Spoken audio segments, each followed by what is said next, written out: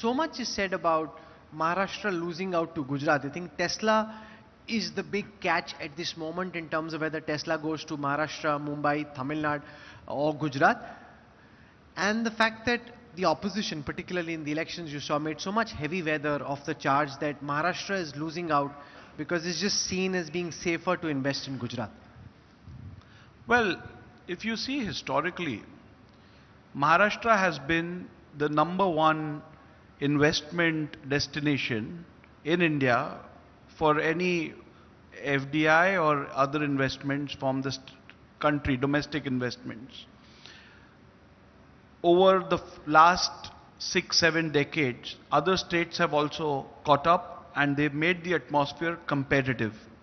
But that does not mean that Maharashtra has lost its edge. We are still the most industrialized state in the country. We have the strongest economy in the country. Our GDP is one of the top ones in the country, SGDP, I'm sorry. So there is no reason to, there are states which are doing well, which weren't doing well in the past, but that does not mean that Maharashtra has lost its competitive edge. In fact, our geographical position, our cultural position, our infrastructural position gives us an advantage over the rest of the country. And I think the government of the day is working hard enough to ensure that we continue this trend. With regards to the propaganda that we have lost out to Gujarat on a few occasions or a few opportunities, to some extent this could be true, and this has been explained that there were a couple of opportunities which perhaps the previous government could have capitalized, but they could not. There was a lot of time spent in decision making, and therefore there were a few opportunities which we may have lost.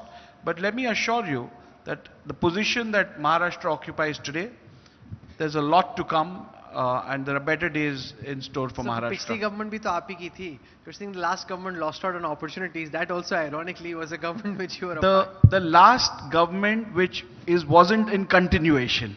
So prior to 2022. So these opportunities which you're talking about, may it be the Tesla or the other couple of opportunities, they were in the pipeline prior to 2022.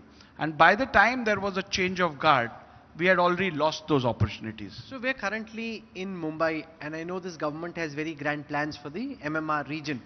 Do you want to talk a bit about your special efforts over there in terms of what to expect and the kind of timelines that you have in mind?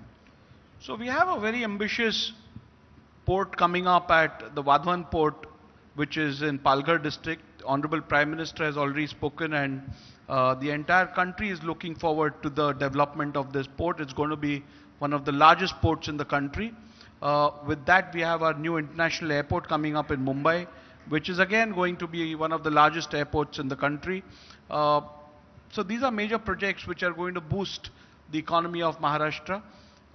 We are also very optimistic about the fintech capital that we would see in Maharashtra itself in the times to come.